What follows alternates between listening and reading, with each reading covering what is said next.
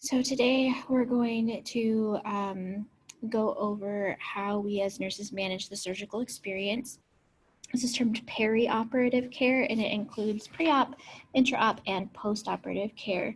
I'm splitting up our pre-op and post-operative lecture, so this one right now we'll just be covering preoperative care. So we'll go ahead and get started.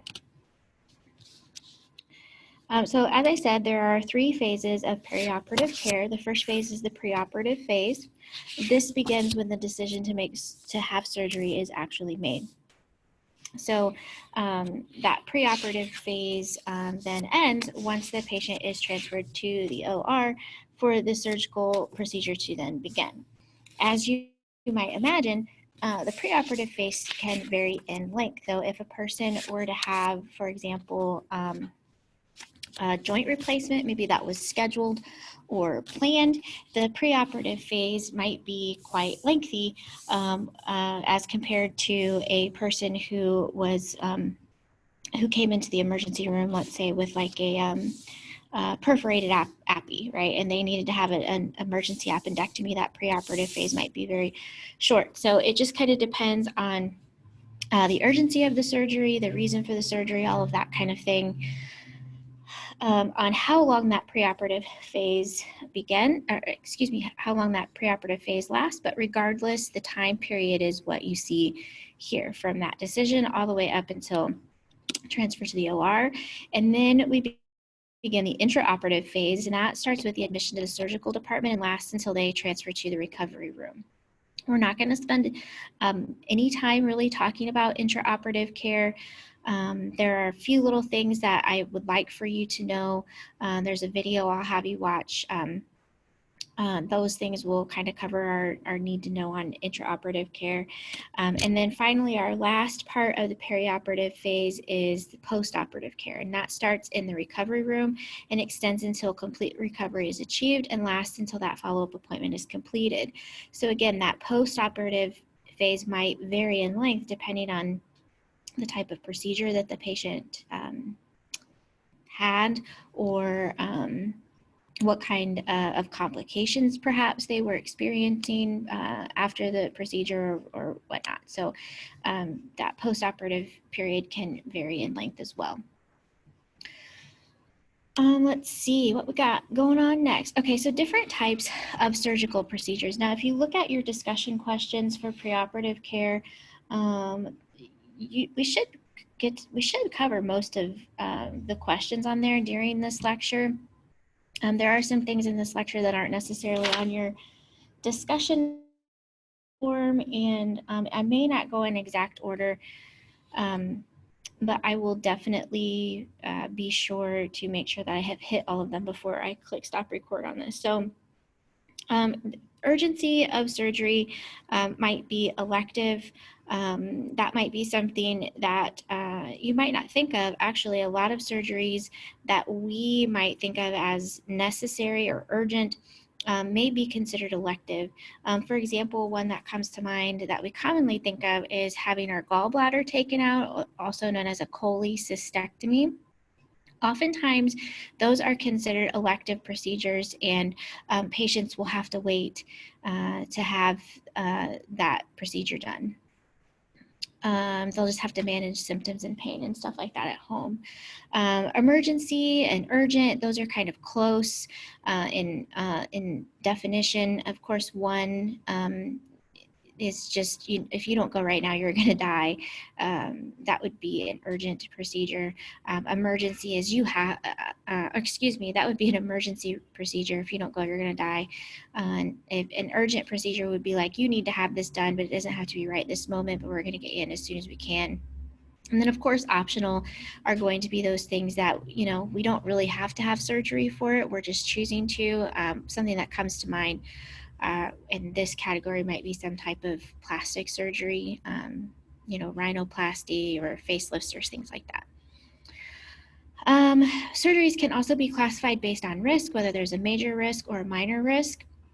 And oftentimes it's this risk that determines the different locations that surgery can take place. So we can do surgery in an inpatient setting in an outpatient setting and then in an ambulatory care setting. There are lots of surgery centers that are popping up. That would be an ambulatory care type surgery, and you'd be amazed at some of the types of surgeries they can do.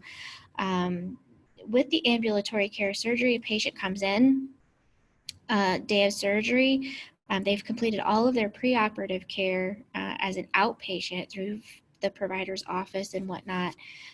They come in, we get them ready for surgery, they do surgery, they get done with surgery, recover them, and they go home from the ambulatory care clinic right then and there. Those are typically freestanding buildings, oftentimes not attached to a hospital or something of that nature. The patient has to be pretty stable, has to be a pretty minor type surgery. We're not going to do a cabbage, in other words, in an ambulatory care clinic. And we're probably not going to, do, a joint replacement, like a shoulder surgery on a patient who has a lot of cardiac problems either. So like my husband had a rotator cuff repair, but if you're a patient who has a pretty significant medical history that puts you in a high risk category, you're probably going to have to do that in a location other than an ambulatory clinic. Outpatient surgery is most likely going to be attached to a hospital of some sort. Patients may come into the hospital, have surgery, be released the same day. That's considered to be an outpatient surgery. Another example of an outpatient surgery would be maybe they've stayed overnight. They haven't stayed, I don't know exactly what the laws are. It might be 48 hours. But once you go beyond that, you're you need to either meet inpatient criteria or leave. That's all insurance lingo. But just know that sometimes outpatient surgeries are not necessarily you leave the same day. Sometimes an outpatient surgery can technically be you stay overnight. But anyway, they're recovered in the hospital and then they're let go rather quickly. You might see a surgical unit be called like a short stay outpatient unit or a short stay observation unit or something of that nature. These patients are coming in having pretty simple surgeries, we're making sure they're okay, and then they're leaving within 24 to 48 hours. And then of course the inpatient setting is definitely in the hospital. The patient is either some kind of urgent or emergent situation, or it can even be a planned procedure, but it's pretty significant. Patient maybe has a complicated medical history, and we are going to keep them in the hospital for several days to monitor them and make sure that they are safe for discharge. So that risk kind of will dictate where a patient can actually have surgery, because we need to have access to emergency equipment and be able to transfer patients to critical units if need be. So we don't want to put those high risk patients in a freestanding ambulatory clinic if that's a possibility. As far as why a person might have a surgery, there's lots of different reasons why a person can have surgery. Some of you may have even had surgery yourself. Could be to fix something. Maybe it's if you have a tumor and you completely take it out, you've had a curative surgery, you're cancer-free now. It could be to make somebody comfortable. My brother-in-law had a brain tumor that was causing problems with things like seizures and stuff like that. And so they went and they took the brain tumor out, and it didn't cure his cancer. He actually had lung cancer with mets to the brain, but the removal of that tumor made him more comfortable and allowed him to have an extension on his life. So different reasons why a patient might have surgery. Biopsies, we're diagnosing things. So that's what we're talking about when we're talking about purpose of surgical procedures there. So in the preoperative period, right, that period as we're getting the patient ready for surgery, one thing that we use in healthcare is a preoperative checklist. You really need to be making sure that that is done. The checklist is going to contain a list of all different kinds of things that you need to have ready and in place before this patient is actually ready to go to surgery. And the reason we have checklists is so that we don't forget anything. And it helps us I guess to just not forget all the stuff that we're supposed to do, because there's a crap ton of things we have to do to get someone ready for surgery. So for example, we have to make sure the patient has a medical history done. There needs to be a baseline assessment completed. If there are any type of orders for things like antibiotics or, whatever the case may be, those things need to be implemented. The patient has to have signed the consent form. Education is often done in the preoperative period. This is key because in the preoperative phase, especially those people who are having planned surgeries, that preoperative phase might be really long. Our education starts in those moments. We can teach patients about things like reducing complications, which we'll talk about in our postoperative lecture, but getting up the importance of ambulating to reduce DVTs and pneumonia, the importance of coughing and deep breathing, and using incentive spirometry to reduce the risk of atelectasis and pneumonia. So we can start teaching patients how to move, when we're expecting them to get up, oftentimes, and sometimes this is cultural also, so be aware of this. Oftentimes patients and family members think that when you have surgery, you should lay in bed. And the evidence tells us that that is not true. We want our patients getting up and moving as soon as we can after surgery, as it's safe for them, as much as they're able to, as their condition allows them to, because we know that reduces the risk of complications from the surgery and immobility and all of those kinds of things. So if we start that education in the preoperative phase, patients are already kind of primed for what to expect in the postoperative period. They're not going to be freaked out when they wake up with a tube in their nose, or, if they're asked to get up and walk the same day. Or at least if they are freaked out, they'll have had some time to kind of simmer down a little bit so that they know what is expected in that postoperative period. So the pre-op care that we'll continue to talk about here is pretty much going to be contained in your preoperative checklist. Different organizations will have different checklists, but for the most part, they're all going to contain the same things. Other things that I haven't mentioned that I'm seeing on checklists are things like giving patients CHG baths prior to surgery. I like to call it a treatment, and it's a chlorhexidine gluconate treatment. We wipe them down with CHG impregnated cloths, and it helps reduce the bacterial load on the skin. That way, when they go to surgery, they're going to clean them again, of course, but we've done that extra cleaning, so there's less of a risk for surgical site infection.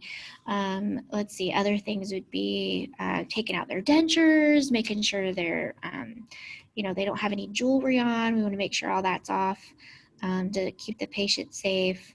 If a patient's taking a beta blocker or a type of medication that's often used for cardiac issues and hypertension, we want to make sure that they've had that medication prior to them going to surgery if it's appropriate, because it is going to lower their heart rate and their blood pressure.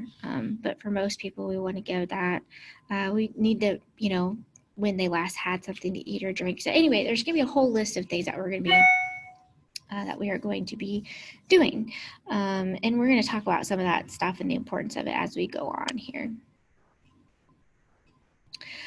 So patient history is one of the first things we're going to do. We need to look at what kind of medical problems the patient has. And this is that subjective preoperative assessment. So when we say a subjective preoperative assessment, that's data collection. We're asking the patient, do you have this? Do you have that? I want to know, do you have any cardiac issues?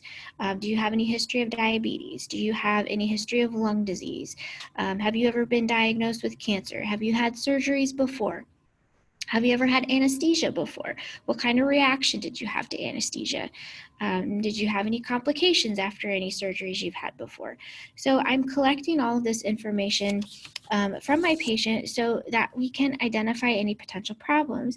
If my patient, for example, has a history of COPD or chronic obstructive pulmonary disease, and I'm about to give them anesthetic that's going to depress their breathing, they might have a hard time coming up off of that ventilator in the post-operative period. So I need to know that so that the surgeons, the anesthesiologists can choose medications appropriately for the patient.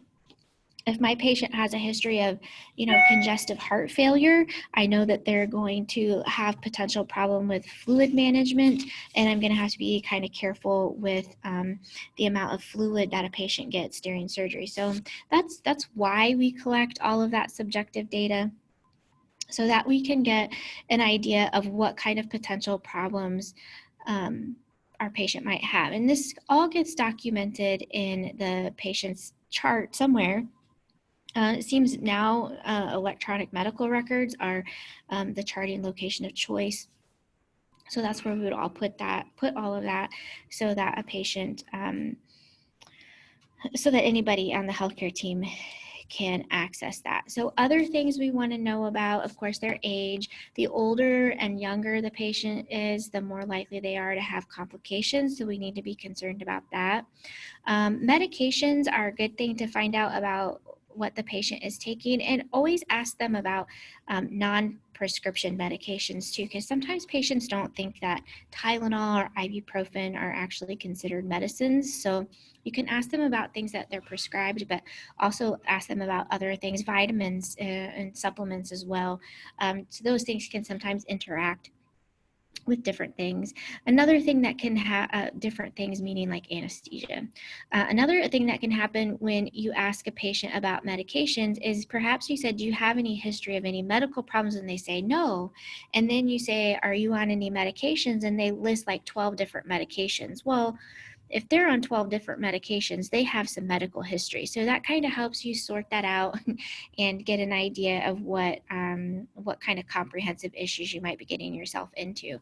There is a document that I uploaded onto Canvas. It's some kind of, I think I called it medication preoperative assessment or something like that.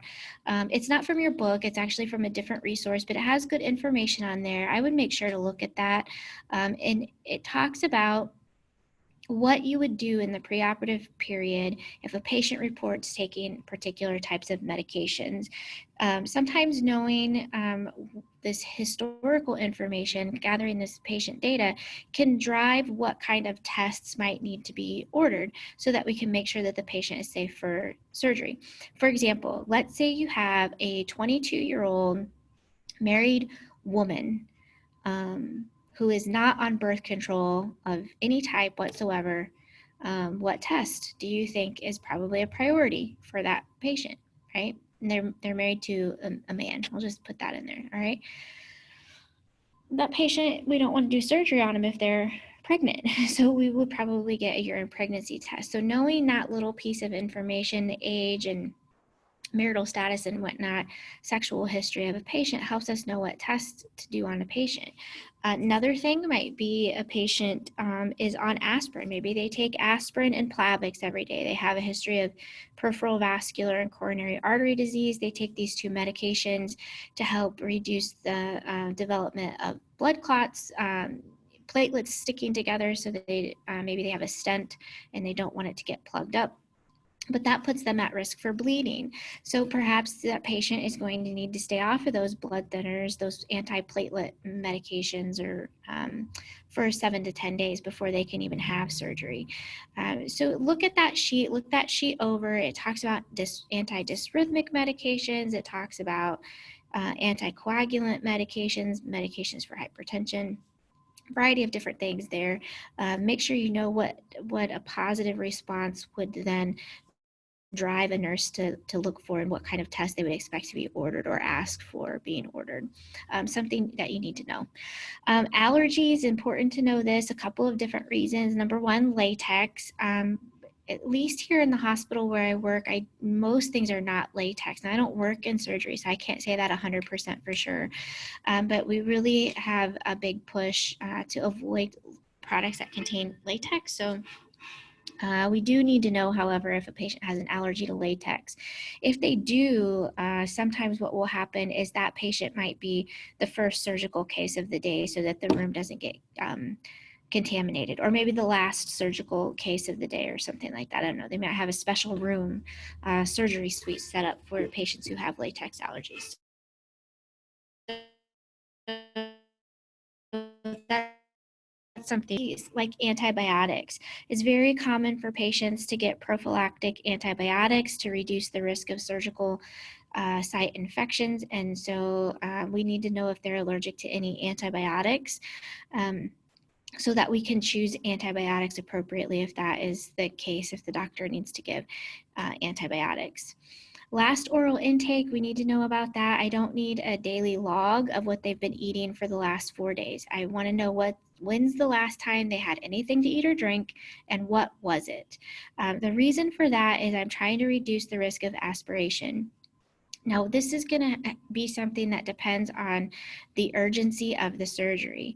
If a patient was in a 6-car pileup crash and has to have emergency surgery, I don't really care when they ate or drank, because if they don't go to surgery, they're going to die, right? We talked about emergency surgery. But if my patient maybe is coming in with right upper quadrant abdominal pain, nausea and vomiting, and they have cholecystitis, and I'm going to take their gallbladder out, and they just had a big cheeseburger and Diet Coke an hour ago, well, they're probably going to have to wait 6 to 8 hours before they can actually go to surgery, because it's not urgent, right? It's not an emergency situation. We're going to give them fluids, keep them NPO, control their pain and nausea. And then once it's safe for them to go to surgery, their stomach is empty, we're going to take them to surgery. Different literature will say different things, but it's usually about 6 to 8 hours. Clear liquids, if someone had a drink of water, a few hours ago, we're less likely to be overly concerned about that. But it is something that we need to know. When's the last time you had something to eat, and what was it? And when's the last time you had something to drink, and what was it? That way we can document that information. The surgeon can decide risk benefit of surgery and timing. But we do not need to know everything that they've eaten for the last 24 hours. It doesn't matter. Okay, alcohol, that's what ETOH stands for, alcohol, smoking, drug use. We do need to find out about this information in a very non-judgmental way. Sometimes that can be difficult, but in all honesty, as a nurse getting a patient ready for surgery, while I care for you as a human being, it's not really I don't care if you drink. I don't care if you smoke. I don't care if you use drugs, because that's not why I'm asking. I do care because you're a human being, and I don't want you to harm your body and yourself. But for purposes here, the reason that I want to know is because I need to know what to anticipate. Again, remember that preoperative history collection, data collection, is so that I know what kind of complications to anticipate in the post-op period. So I want to know if you drink alcohol and how much you normally drink, because if I get you up on my floor in 2 days and you start going through withdrawal, you could have serious complications, right? I need to know that. And I can prevent those complications by getting the correct medications prescribed for you. I'm not here to make you quit drinking or to make you quit using drugs. I'm here to keep you safe while you're under my care. Same thing with smoking. I need to know if you smoke, how much you smoke, whether that be cigarettes or marijuana, which can fall under drug use as well, depending on where you're at. But I need to know that, because that's going to compromise your ability to oxygenate and ventilate, right? It's going to impair your lungs. So I need to know that.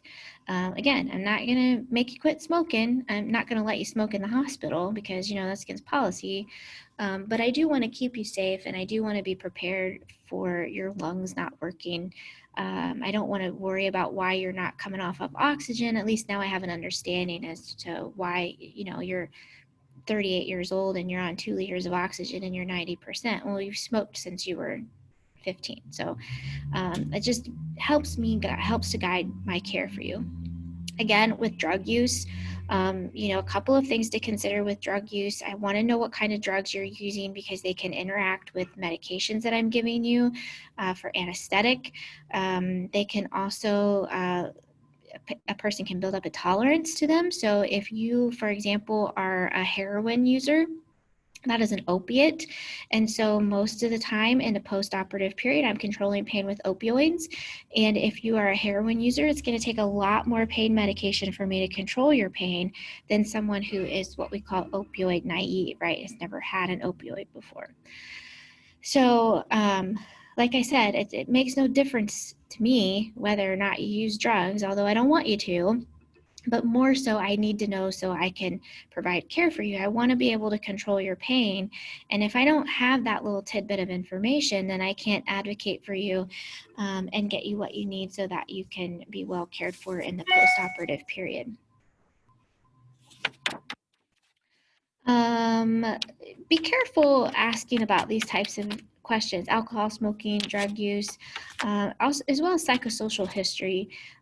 Just because just always be aware of who else is in the room.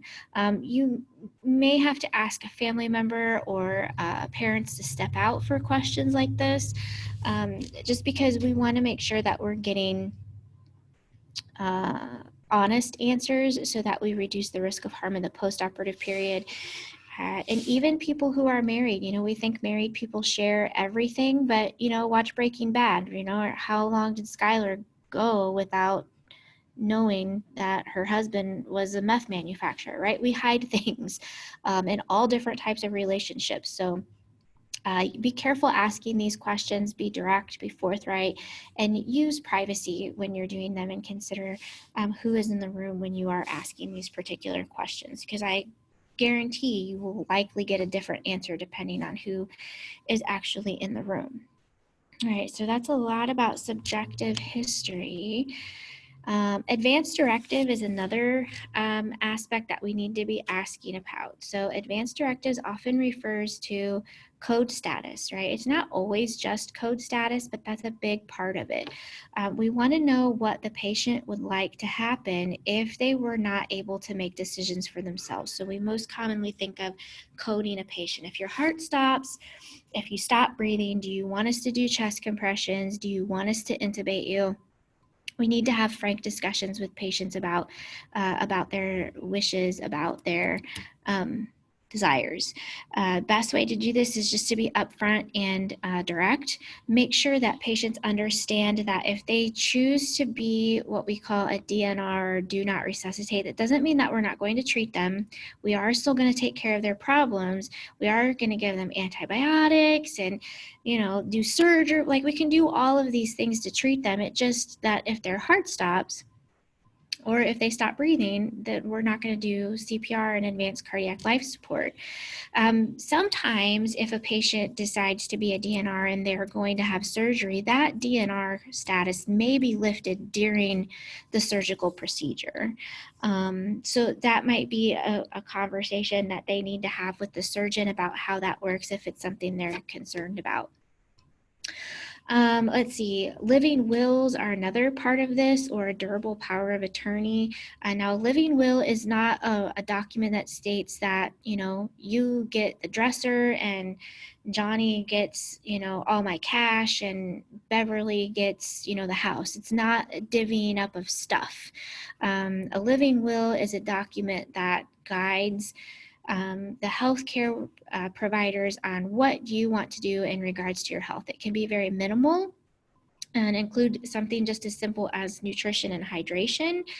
It can be very extensive, where we get into, like, if you give a mouse a cookie, right? If this, then that. If I am brain dead, then do this. But if I can't breathe, then do that. But if I have, it can get very extensive.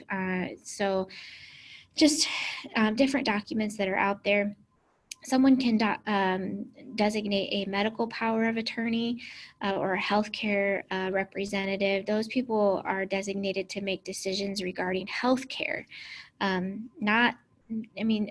Money, someone that controls their money and their finances and their assets, that's a different thing. But like a medical power of attorney or a healthcare representative helps them make decisions if they are unable to do it themselves. So if grandma is alert and oriented and she's just a mean old booger, and the granddaughter is the healthcare power of attorney, and she just can't wait for grandma to die because she wants all her stuff, the granddaughter can't make decisions for grandma unless grandma gets to a point where she cannot make decisions for herself. So that doesn't mean that they can do whatever they want being a healthcare representative just because there's that paperwork, there's that stipulation in there, right? If that patient is not able to speak for themselves, then they can step in and make those wishes known. So be careful who you choose as your healthcare power of attorney. I've had that happen before, where family members will say, yeah, but I'm the healthcare power of attorney, so you have to do what I say. And I have to remind them that, that's not true because this person is alert and oriented. So it's something to be aware of. We always want to have this, like I said, ask somebody about it. Oftentimes this is part of an admission history, not even part of surgical care, but just in general, we're asking patients about their advanced directives. What do they want to happen? Okay, so our physical assessment. So the purpose of the physical assessment is to have a baseline assessment that we can compare our post-operative assessment to. So we want to make sure that we know how all of the systems are functioning, right? You guys have learned how to do a physical assessment in skills lab. So we look at all of the systems. We look at neuro, we look at the heart and the lungs, and how's the liver functioning, how's the kidneys doing, what's the skin look like, what kind of GI issues. We're looking at the whole complete head to toe assessment. Okay, because things could change. And when things change in the post-operative period, we need to know if it's normal for this person or if it is indeed something that's different and we need to be worried about it.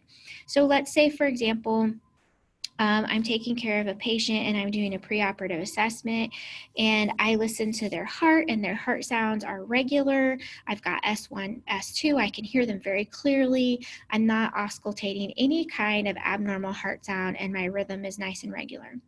And then in the post-operative period, I listen to my patient's heart sound and I hear an irregular heart rhythm.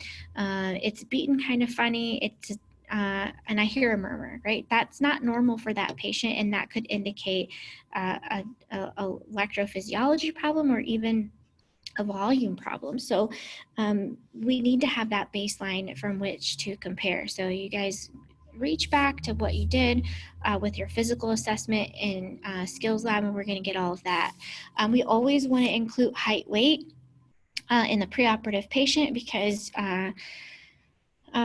doctors, anesthesiologists will dose their medications based on body surface area, and so they need to have that accurate information in the computer so they can make those calculations.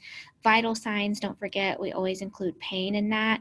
This is a good time to talk about a patient's tolerable level of pain. We need to know what a patient is able to tolerate in terms of pain, because if a patient's having surgery, odds are they're going to have pain afterwards, right? That just kind of makes sense.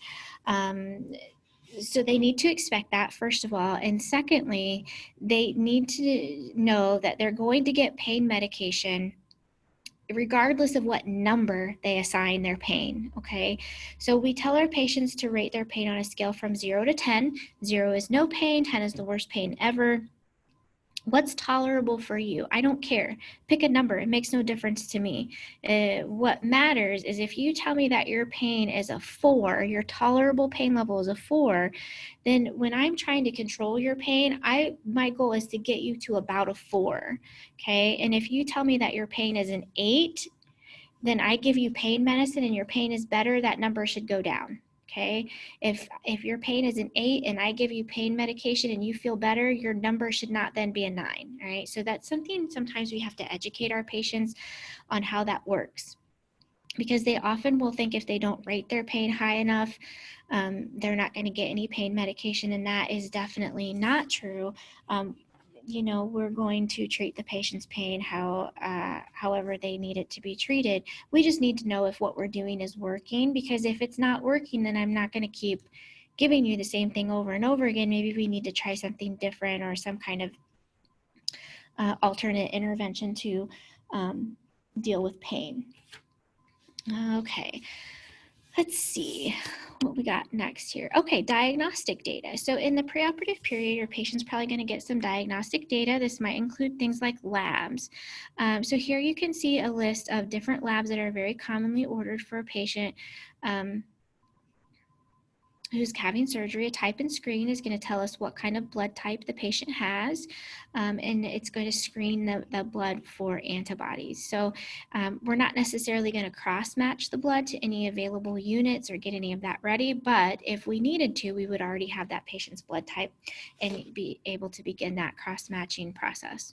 A CMP also stands for a complete metabolic panel. You might also see a group of labs called a BMP, which stands for a basic metabolic panel. They're pretty much the same thing. It's just the complete has more information in it. This is going to give us lab values to reflect things like electrolytes, renal function, some things like that. So our potassium and our sodium, BUN and creatinine, they're going to kind of tell us some information about that. PT, INR, those are labs that we get to measure how thick or thin somebody's blood is, especially in response to a drug called warfarin, also known as Coumadin. If a patient's blood is too thin, their INR is too high, outside of the therapeutic range, and they're on warfarin, they may not be safe to go to surgery at that time until we can reverse that clotting or that anticoagulant, right? A normal range for an INR for a patient who is taking an anticoagulant warfarin is about 2 to 3. If a patient has a prosthetic heart valve, if that's the reason why they're taking warfarin, it's about 2.5 to 3.5. So that's high, but for the cases of why we would have a patient on warfarin, we want it to be high because we're trying to prevent blood clots. But the higher it is, if it gets higher than that, then it puts them at risk for bleeding during surgery. Sometimes even if they are in that therapeutic range for whatever reason they're taking warfarin for, the doctor may still give them something to reverse that medication. So we can use vitamin K as a good reversal agent for warfarin, or we can give fresh frozen plasma. That also helps to reverse that INR. CBC is this complete blood count. That's going to give us information about what the different blood cells are doing. So what the hemoglobin is doing, what the white blood cells are doing, what the red blood cells are doing, what the red blood cells look like, various different things like that. We're looking for signs and symptoms of infection, signs and symptoms of anemia. If our patient comes in and they have a through the roof white blood cell count, I might be very concerned that there's some kind of underlying infection here. Or if their hemoglobin is really low, I might be concerned that they are losing blood somewhere that we can't see, and they could be at risk for problems associated with hypovolemia or hemorrhaging. So need to have that information there. A urinalysis can be done to make sure they don't have a urinary tract infection. We might do an HCG on a urine, or that's a pregnancy test. Any female that has not had a hysterectomy pretty much gets a pregnancy test or hasn't gone through menopause. So yeah, different diagnostic data that we're going to get on our patient. Anything that's abnormal, we need to understand why it's abnormal and if we're okay with it being abnormal. Is it something that we're expecting? Does this patient have renal failure? We're expecting their BUN and creatinine to be elevated. Are they going to surgery because they're losing blood, so their hemoglobin's going to be low? Whatever. But we need to understand what's going on with those different labs. Different radiology tests that you might see might include some of the things that you see here. MRI, CAT scan, ultrasound, those are typically done to give us an idea of the underlying structures that we're getting ready to cut into or cut nearby to, so we can have an idea of what we're getting into as far as the surgeon's perspective is concerned. Chest x-rays is very common to have a chest x-ray, especially if it's a patient who has a history of lung disease. just to make sure that they have good healthy lungs before going to surgery. One other test we might do would be an EKG. Sometimes you'll see this ECG. It's an electrocardiogram is what that is. And what we're doing is we're looking at the electrophysiology of the heart. When we think about our patient's medical history, right, we've talked about that subjective data. We've talked about that objective data with our head to toe physical assessment. Our findings from that data collection might also help us to maybe prompt a provider if they haven't ordered something that perhaps they need to. So for example, if a patient is taking an antiarrhythmic, we've learned from our data collection that they're on amiodarone, and the patient hasn't had an EKG in over a year. Well, that medication directly affects the rhythm of the heart. So I might reach out to the provider and let them know, hey, would you like to get an EKG? This patient's on amiodarone. So we're kind of looking at the big picture here and taking that data that we're collecting during our history, during our physical assessment, and making sure that we have everything that we need, again, to make sure that the patient is safe to go to surgery. We're moving right along through this checklist here. Ooh, that was fun. Okay, informed consent is something that is obtained by the provider. A nurse's duty and role in an informed consent is to witness the signature on that consent form. We can also supplement the education or reinforce the education that the provider has provided, but a true informed consent, a real informed consent, the doctor, the surgeon should come, talk to the patient, describe the procedure, any alternative things that they could do or something instead of the procedure, what is actually happening, what's to be expected after surgery, what they can expect during surgery. They need to know about the surgeon themselves and the person that's performing the procedure, what kind of risks are involved in the surgery, what their rehabilitation is going to look like, how long they're going to be in the hospital, what their recovery at home is going to look like, what their follow-up is going to look like, what restrictions are going to be placed on them. They need to know everything about this procedure for them to be able to make an informed decision. It's always important to remember that a patient can refuse treatment at any time, or they can change their mind. They can say, you know what, I don't want this procedure. I'm not going to do that. They have that right. It's just at that point, it's a matter of communicating, right? We want to make sure that we communicate with the provider if that happens. It's also the duty of the nurse to make sure that the patient understands the procedure, not to educate them about the procedure. That's the provider's job. That's them obtaining informed consent. But if we go in and our patient is here with a gallbladder disease and they're going to have a cholecystectomy, and we go in and we're trying to get a signature on our informed consent document, and we're telling them, please explain the procedure to me as you understand it, and they say, well, they're going to go in my mouth and down into my stomach, and then they're going to cut my gallbladder out and pull it out through my stomach. Well, that is not what a cholecystectomy is, right? So clearly the patient does not understand the procedure.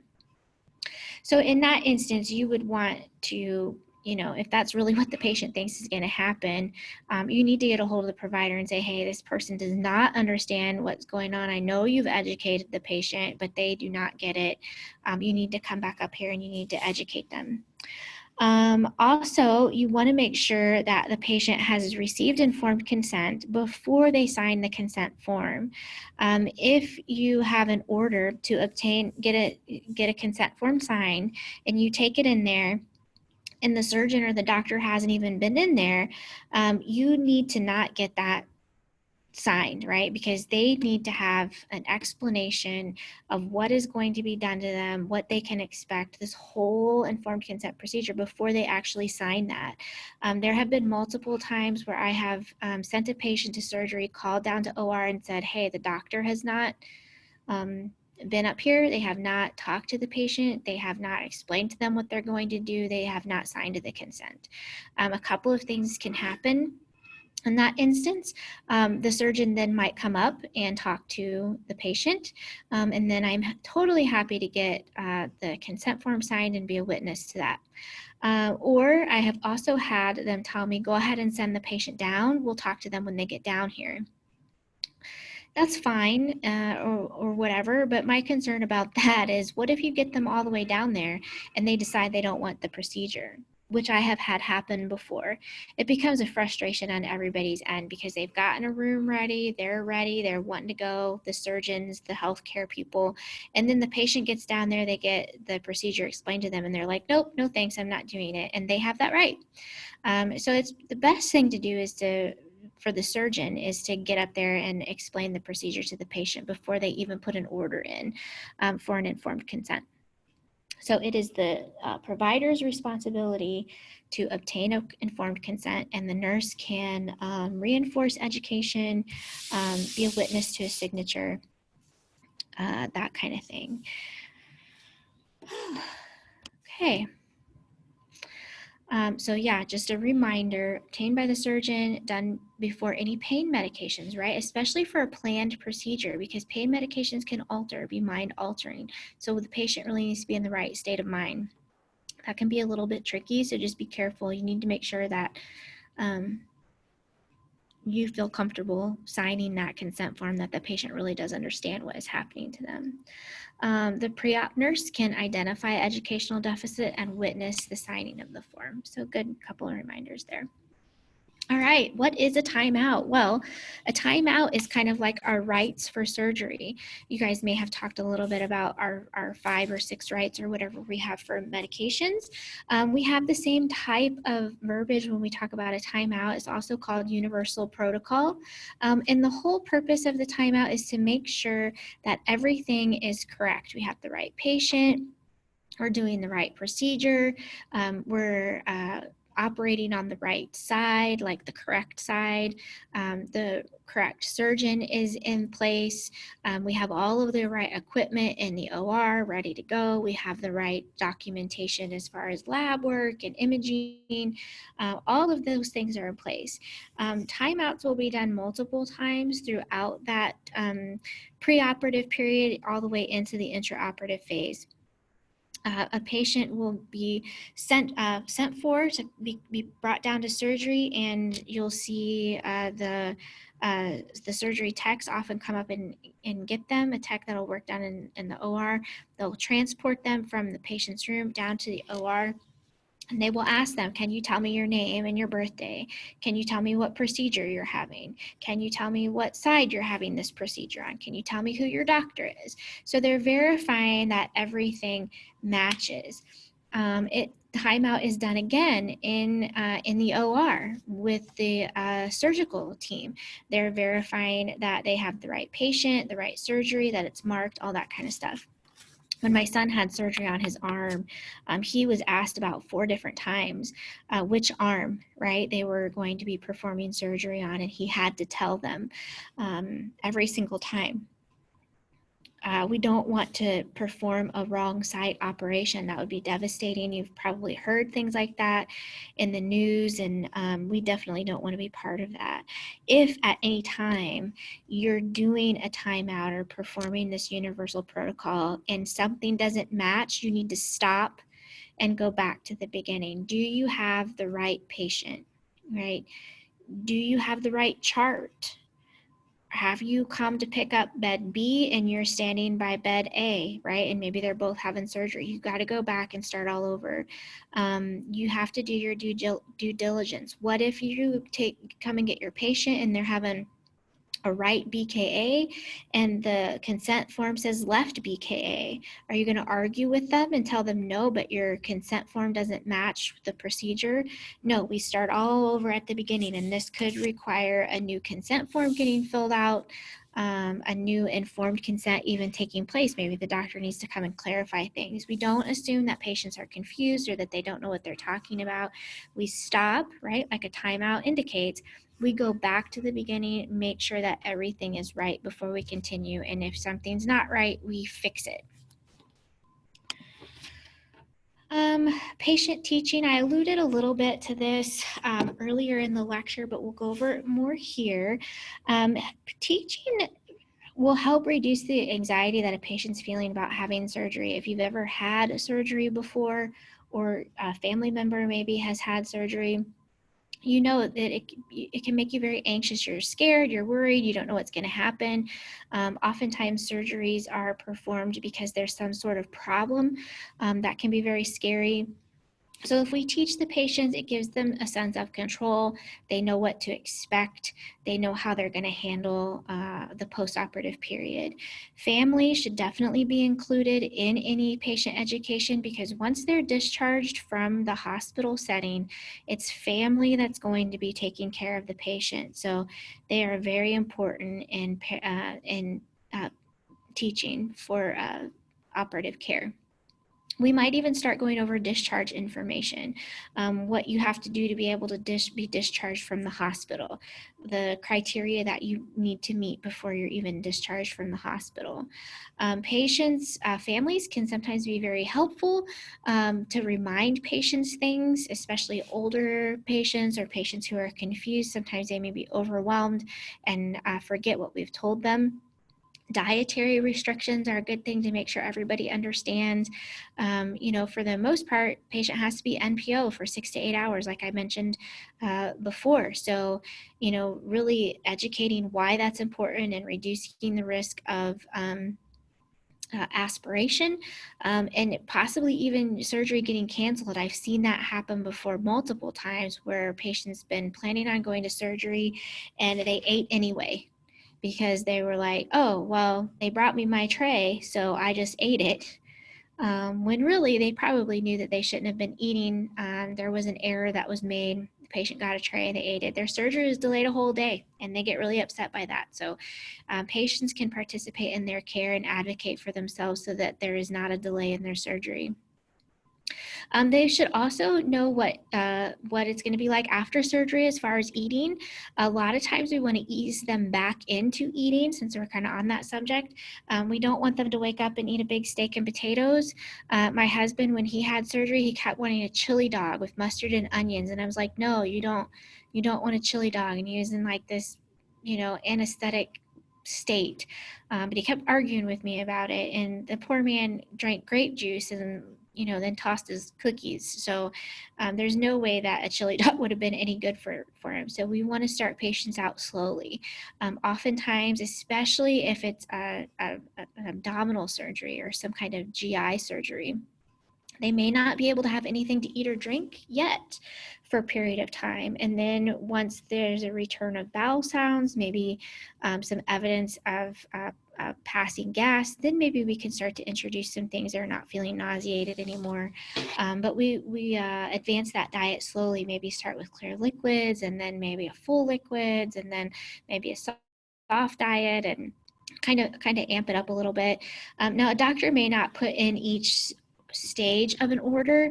They might say advance is tolerated, and so the nurse can kind of drive that depending on the patient's response to the dietary intervention. So patient comes back from surgery, oftentimes like appendectomies usually happen really quick. Post-operative recovery takes place really quickly.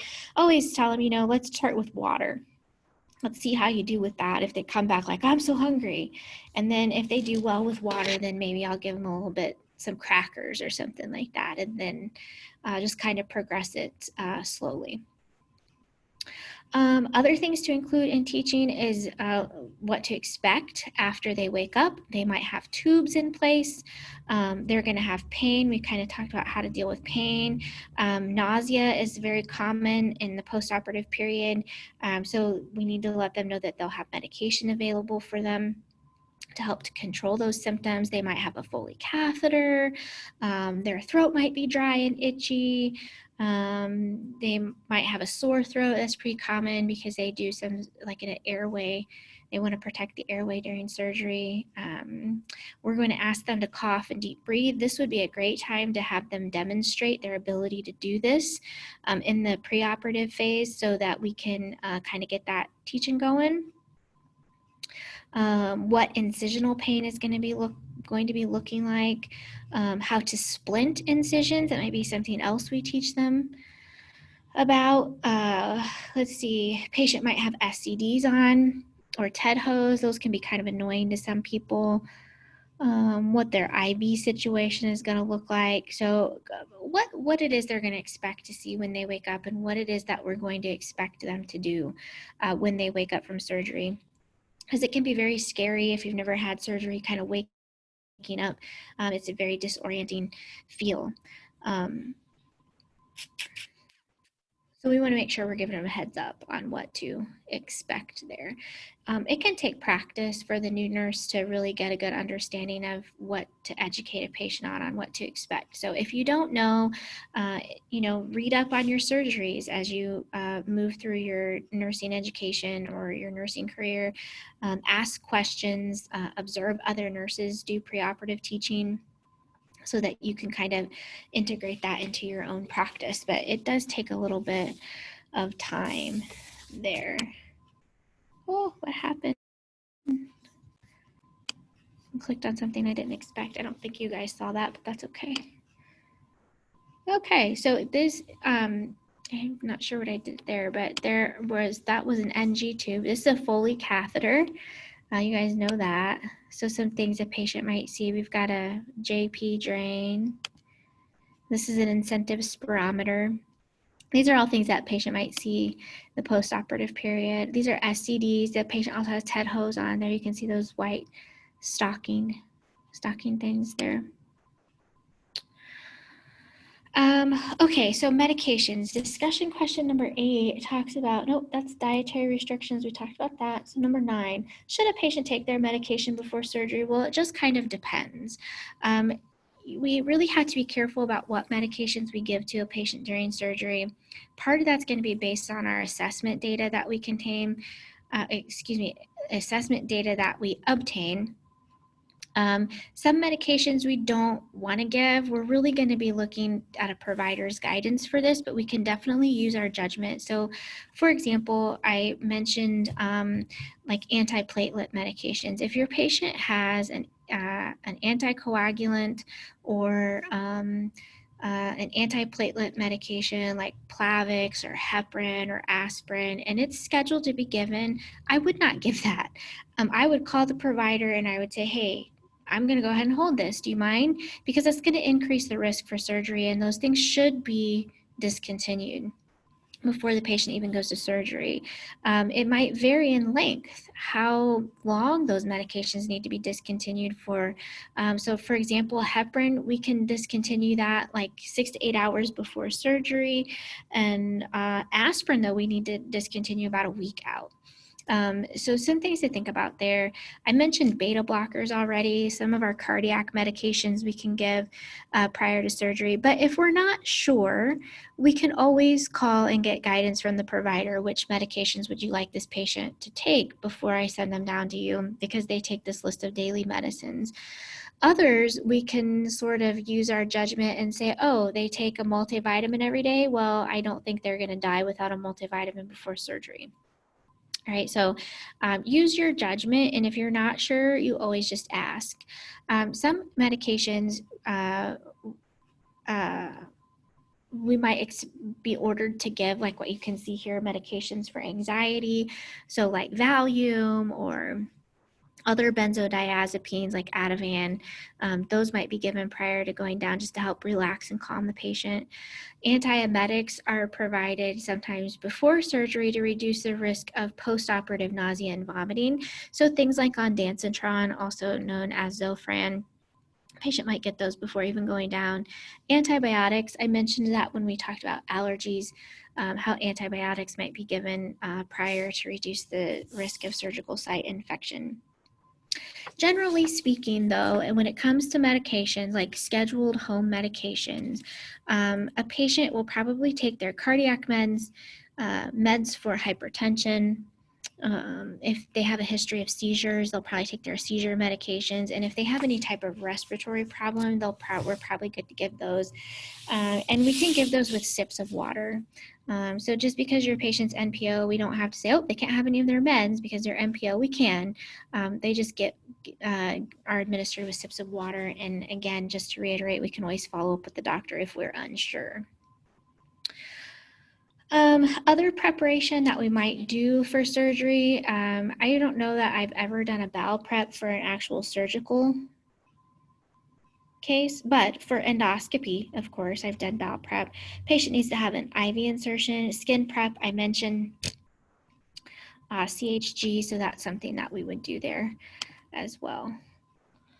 Let's see, I think we actually made it through the whole preoperative checklist. Let me see, I can exit. Screen sharing is okay. Let me go back here, see if I can see you guys. Let me just start my video. I bet that'll work. Close this. Peekaboo. There we are. So that's pretty much the conclusion on preoperative assessment, preoperative nursing care. There really isn't much more to tell you. If you have questions regarding the discussion questions for preoperative care, let me know. I have asked you to fill this out and upload it as an assignment just so I can have an idea of how well you understood what I covered in this lecture. So if I feel like you haven't gotten something very well, I will let you know. But you get the points for answering the questions. So I mean, it's pretty cake there. I would take advantage of that if I were you. You do have to do it, so you might as well see how well you did and get some feedback from me if you need to. Other than that, that concludes our preoperative nursing care lecture. Reach out if you need me, and stay tuned for postoperative care. Very exciting. I gotta figure out how to stop recording. There it is. All right, you guys have a good day.